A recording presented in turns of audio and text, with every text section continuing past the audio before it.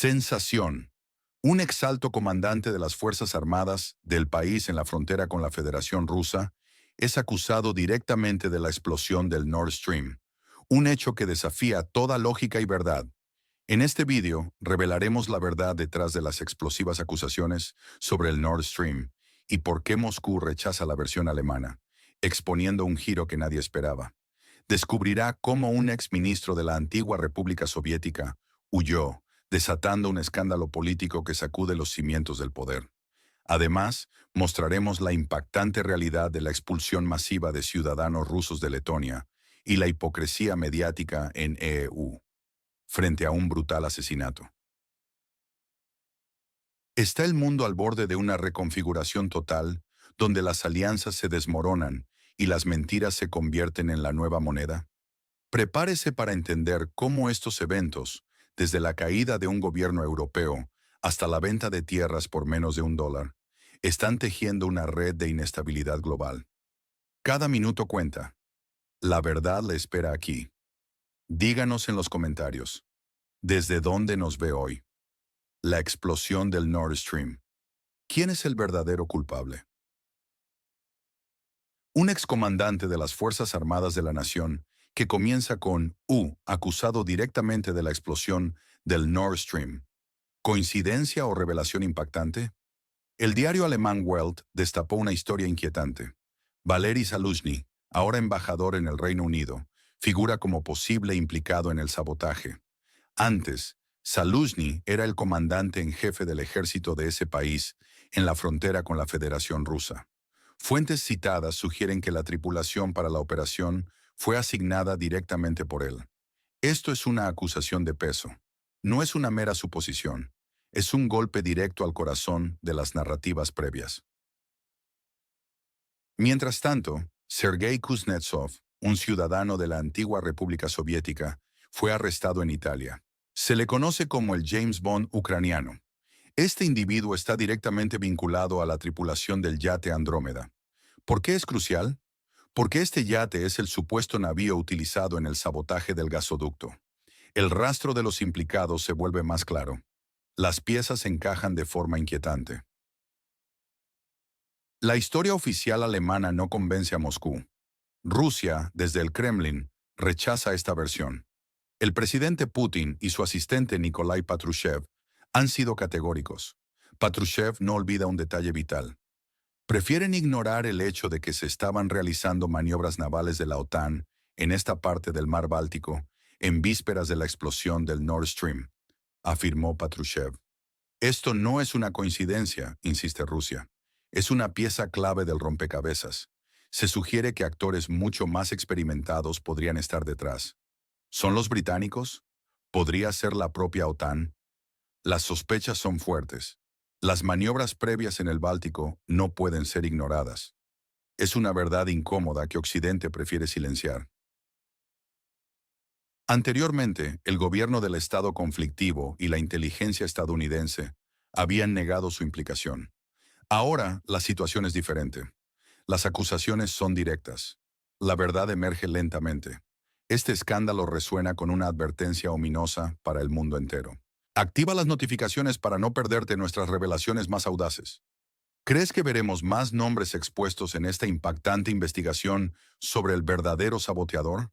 Pero mientras se acusa a un exgeneral, ¿qué sucede con otro que, ahora diplomático, parece tener problemas con los gustos culturales británicos?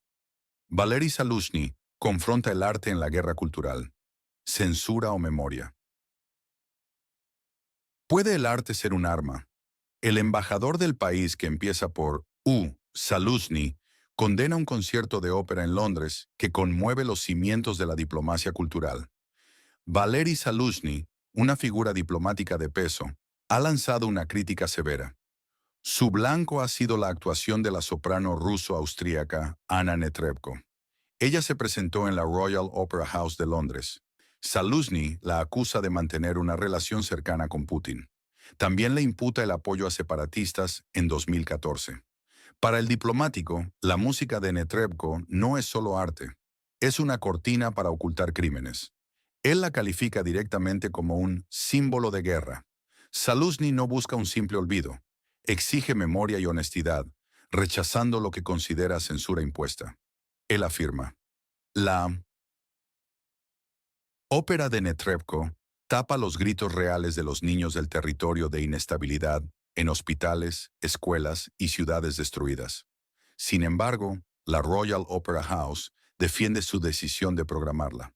Argumentan que la nacionalidad rusa no implica apoyo directo al régimen. La oficina de prensa de la ópera puntualiza: Ana ha condenado inequívocamente la guerra de Putin en el territorio en disputa entre Rusia y Occidente y no ha regresado a Rusia desde 2022. La situación es compleja. Netrebko, por su parte, se encuentra en búsqueda en Rusia. Los motivos son problemas relacionados con su apartamento en San Petersburgo. Esta particularidad añade otra capa a la narrativa. Muestra una ambigüedad latente en las lealtades durante estos tiempos convulsos. Es una batalla donde la cultura se convierte en un frente más. El arte, una vez refugio, ahora se ve envuelto en la estrategia geopolítica, un arma cargada de interpretación y disputa. Apoye nuestro periodismo independiente para obtener la verdad sin filtros. Suscríbase ahora. El escenario se convierte en un campo de batalla, donde cada nota musical resuena con el dolor de un conflicto que desgarra al continente. ¿Cree usted que el arte debe ser inmune a la política o tiene la responsabilidad de reflejar la realidad de nuestro tiempo? Y si un diplomático siente la necesidad de huir de su propio país, ¿qué tan grande es el escándalo que lo rodea? Huida escandalosa, Kuleva y el decreto que persigue diplomáticos. Un exministro de Exteriores del vecino estado de Rusia, Dmytro Kuleva, confiesa haber huido de su propio país como un ladrón en la noche. ¿Qué se esconde detrás de esto? La declaración de Dmytro Kuleva, un exministro de Asuntos Exteriores de la Nación, en el Mapa 404, ha resonado como un trueno en el panorama político. Él, una figura que representó a la nación en foros globales, afirma haber sido forzado a una huida. Su movimiento no fue impulsivo, fue una maniobra calculada. Quería adelantarse a una nueva y restrictiva normativa, un decreto. Este, de facto, prohíbe viajar a exdiplomáticos. La prensa italiana capturó sus palabras con una mezcla de sorpresa y preocupación. Kuleva afirmó sin titubeos, con una voz cargada de frustración: Nunca imaginé que me encontraría en un puesto en el que tendría que huir de mi propio país, como un ladrón en la oscuridad de la noche. Esta no es solo una confesión, es una acusación, un testimonio crudo de la creciente paranoia dentro de la administración de la nación en el Mapa 404. Las acusaciones de Kuleva son un puñal directo al corazón del gobierno. Señala sin reparos a Zelensky y a su círculo más íntimo. Él insiste, no desean que ciertas personas, especialmente aquellas con conocimiento profundo, salgan del país. La razón, según Kuleva, es siniestra. Buscan impedir que expresen cualquier opinión que pueda contradecir la narrativa oficial. Es un intento descarado, un movimiento para silenciar cualquier voz disidente, para controlar la información. Kuleva no se contuvo. Zelensky y su séquito no quieren que viajemos al extranjero y digamos cosas que consideran contrarias a la línea gubernamental. Este control, esta censura, revela una debilidad fundamental, un miedo a la verdad. El decreto es una realidad palpable, no es una mera especulación. Fue aprobado el 3 de septiembre.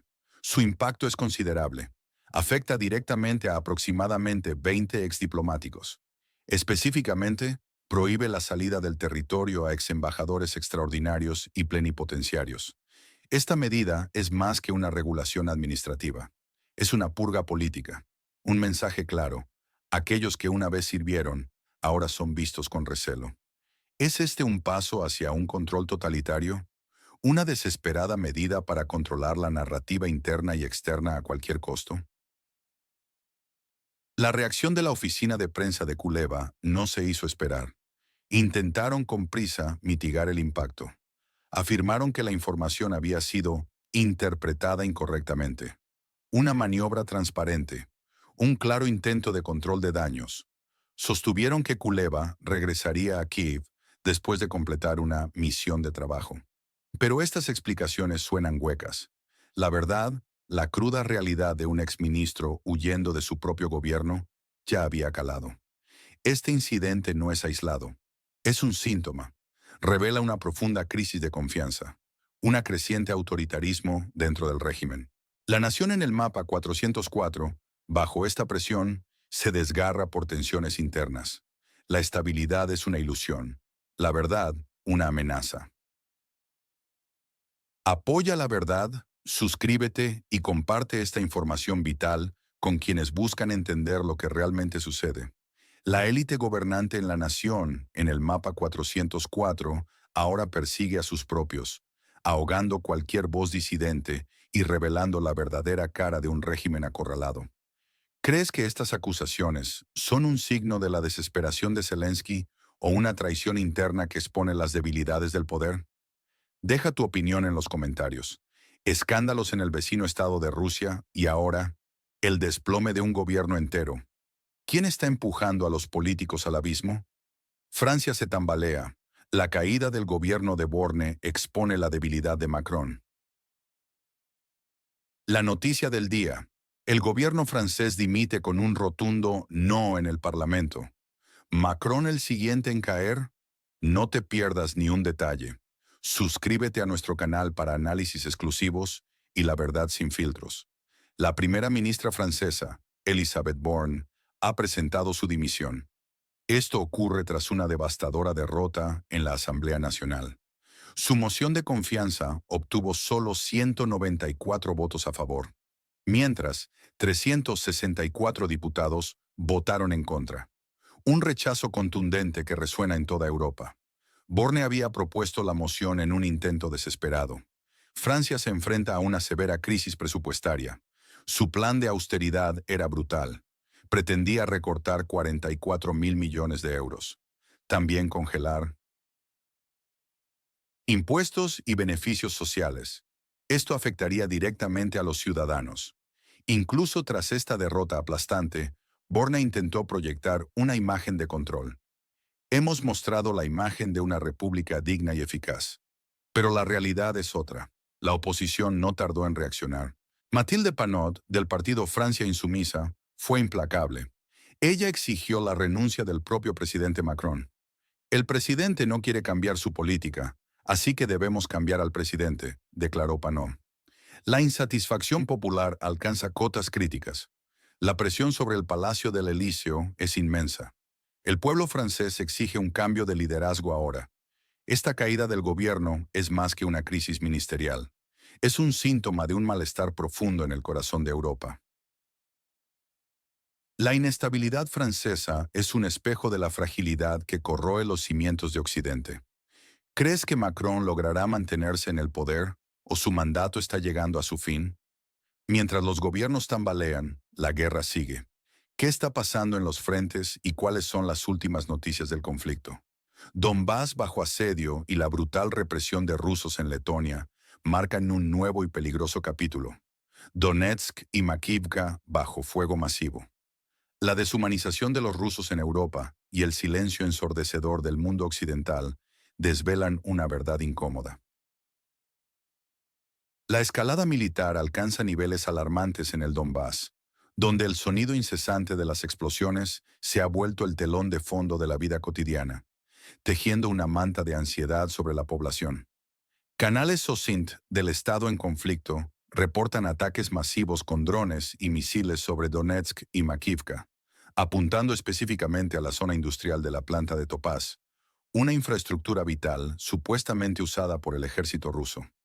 La precisión de estos ataques sugiere una planificación minuciosa por parte del vecino estado, pero las consecuencias devastadoras las sufren los de siempre. Los civiles inocentes atrapados en este infierno. Sin embargo, Rusia, en su informe oficial, solo menciona daños a un edificio residencial en Makivka y lamenta una única muerte, sin confirmar el asalto directo a la planta, mientras contabiliza hasta 50 objetivos aéreos interceptados durante un día festivo en la región.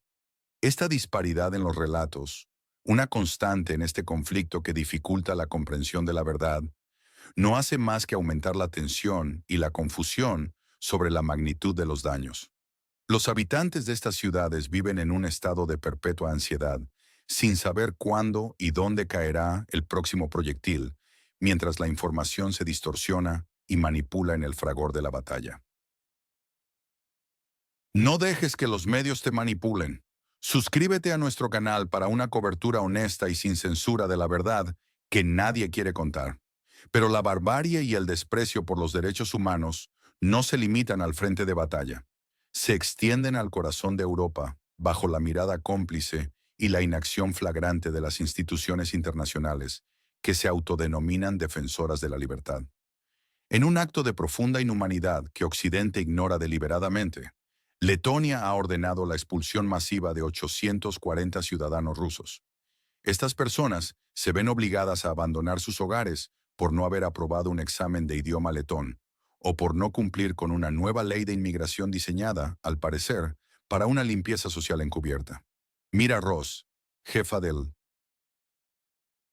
Departamento de Ciudadanía e Inmigración de Letonia, admite la cruda realidad de esta burocracia desalmada y su impacto devastador. Se enviaron cartas a 841 personas. Hubo quienes no oyeron ni vieron nada, y no se dieron cuenta de que había cartas hasta que dejaron de recibir sus pensiones. Esta declaración revela la frialdad con la que se maneja el destino de vidas enteras, vidas construidas durante décadas en un país que ahora los rechaza sin piedad. Es una fecha límite implacable, el 13 de octubre, para el exilio forzado. Y lo más alarmante, otros miles de rusos podrían enfrentar esta misma situación, con 327 ya clasificados como una amenaza para el país. Una etiqueta que no solo deshumaniza, sino que recuerda a las páginas más oscuras y vergonzosas de la historia europea. María Zakharova, portavoz del Ministerio de Asuntos Exteriores de Rusia, lo denuncia con vehemencia como una clara expresión de la política de violación de los derechos de los ciudadanos forzados a abandonar el país por motivos de nacionalidad, subrayando la hipocresía occidental. La indiferencia de la supuesta Europa democrática ante esta limpieza étnica silenciosa es ensordecedora y profundamente preocupante. Un testimonio de cómo la rusofobia se ha normalizado en el continente, socavando los mismos principios de justicia y humanidad que dice defender. ¿Dónde queda la voz de los defensores de los derechos humanos cuando se trata de rusos? Mientras las bombas caen en el Donbass, la limpieza étnica en el Báltico desvela el verdadero rostro de una Europa que se dice civilizada, pero que olvida sus propios crímenes. ¿Crees que el mundo occidental puede seguir ignorando estas atrocidades sin manchar su propia conciencia? Deja tu comentario y comparte tu perspectiva. Y si las tensiones en la frontera con Rusia no son suficientes, ¿qué sucede cuando los aliados del vecino Estado de Rusia no solo avivan el fuego, sino que también desatan tragedias que el mundo prefiere ignorar en su hipocresía? Violación del espacio aéreo de la OTAN y un asesinato ignorado por los medios. ¿Quién controla la narrativa?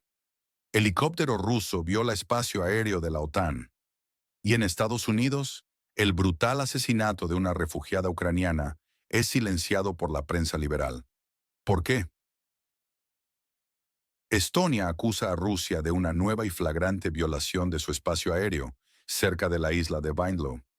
Un helicóptero ruso, Mi-8, penetró sin permiso y permaneció en territorio estonio durante unos 4 minutos.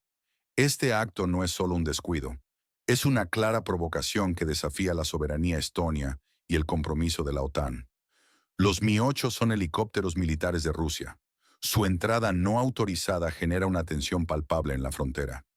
No es un incidente aislado, es la tercera violación del espacio aéreo estonio por parte de Rusia solo este año. El Ministerio de Exteriores de Estonia ha convocado al encargado de negocios ruso para protestar formalmente. Margus Tsahkna, ministro de Asuntos Exteriores de Estonia, declaró sin rodeos: "Este es otro incidente grave y lamentable, especialmente porque es la tercera violación de este tipo este año". ¿Qué mensaje real se intenta enviar a la OTAN con estas incursiones repetidas, más allá de la mera acusación? Pero mientras Europa se alarma por unos minutos de vuelo, Una tragedia mucho más profunda se silencia al otro lado del Atlántico. Un escándalo real, humano, sacude Estados Unidos. Irina Sarutska, una joven refugiada ucraniana de 23 años, fue brutalmente asesinada en Charlotte, Carolina del Norte. El responsable es de Carlo Brown, un delincuente reincidente con un largo historial. 23 años, buscando un refugio, encuentra la muerte a manos de un criminal que debería haber estado fuera de las calles. Este es un fracaso del sistema judicial. Pero el escándalo real es el silencio ensordecedor. Los grandes medios liberales americanos, CNN, The New York Times y The Washington Post, han optado por silenciar la noticia.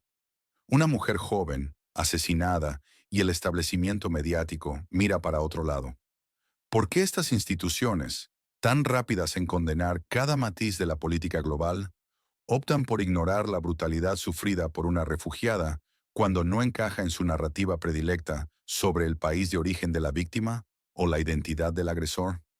Es un claro ejemplo de doble rasero que deshumaniza a las víctimas y manipula la percepción pública, creando una realidad distorsionada para sus audiencias. Esta omisión provocó durísimas críticas y la indignación de figuras influyentes, como Elon Musk y el expresidente Donald Trump. Trump no se mordió la lengua. Solo quiero enviar mi amor y mis esperanzas a la familia de la joven que fue asesinada esta mañana o anoche en Charlotte por un loco, un lunático. Esta censura implícita no solo es alarmante, es una señal de cómo la información se convierte en un arma, decidiendo qué vidas importan y cuáles pueden ser convenientemente olvidadas, provocando una ansiedad profunda sobre la integridad de nuestros medios. La maquinaria mediática, tan rápida para condenar lo que conviene, se paraliza ante lo que la expone. Esta es una verdad incómoda que debe ser dicha. No dejes que te manipulen. Suscríbete a nuestro canal para la verdad sin filtros. El abismo entre la indignación selectiva por un helicóptero y el silencio cómplice ante un asesinato brutal revela la bancarrota moral de una prensa occidental que ha perdido su rumbo. Esto es inaceptable. Dinos en los comentarios, ¿crees que los medios ignoran las noticias que no encajan en su agenda política? Finalmente, mientras el mundo se polariza y las noticias impactan, ¿qué sucede en países como Kazajistán y Uzbekistán, donde la tierra se vende por casi nada y las ciudades estallan por la migración? Asia Central, la verdad detrás de las ofertas y el caos migratorio. Tierras en Uzbekistán a menos de $1. ¿Es esta la ganga del siglo o una trampa? Y en Kazajistán, la capital colapsa por la migración masiva. Uzbekistán ha aprobado nuevas reglas para la venta y el alquiler de tierras, específicamente destinadas a la inversión en negocios y construcción. Los precios de alquiler iniciales en las subastas electrónicas son alarmantemente bajos, comenzando desde apenas un SOM, lo que equivale a menos de $1 estadounidense. Pero estas ofertas se limitan a tierras en zonas industriales pequeñas y remotas. El objetivo declarado es atraer a inversores extranjeros desesperadamente. Sin embargo, existe una condición brutal. Los compradores deben comprometerse a construir rigurosamente según plazos definidos, o perderán la tierra de forma inmediata. Y sin compensación. Esto no es simplemente una ganga, es una apuesta de alto riesgo, una exigencia de desarrollo inmediato y acelerado, enfrentándose a desafíos logísticos colosales en regiones donde la infraestructura apenas existe. El verdadero problema, no obstante, explota de manera crítica más al norte. La capital de Kazajistán, Astana, se está doblando bajo la presión masiva de una migración incontrolada, amenazando con el colapso de sus servicios. El presidente Kassym-Jomart Tokayev ha confirmado públicamente que la población de la capital ha crecido en más de 250,000 personas solo en los últimos 3 años, una cifra que apenas roza la superficie de la verdad. Mientras la capacidad oficial de Astana es de apenas 1,500,000 residentes, sus infraestructuras y servicios diarios ahora soportan la asombrosa cantidad de 1,900,000 personas. Este sobrepeso masivo de 400,000 individuos, más allá de su capacidad oficial, está desbordando cada aspecto imaginable de la vida urbana, desde los hospitales saturados hasta las escuelas abarrotadas y un sistema de transporte al límite. Kazajistán necesita urgentemente implementar un sistema digital de registro de migraciones. La presión actual es totalmente insostenible y el espectro del caos urbano se cierne ominosamente sin un control efectivo. Suscríbete para análisis sin censura y descubre la verdad sin filtros.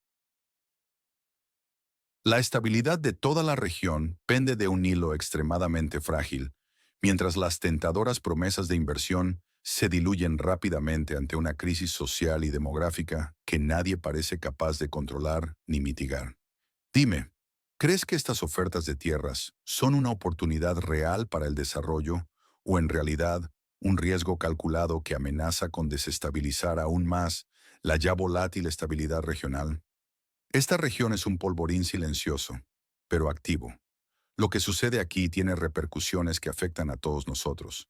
Permanece atento a nuestro próximo análisis, porque lo que te vamos a contar a continuación es aún más inquietante y revelador.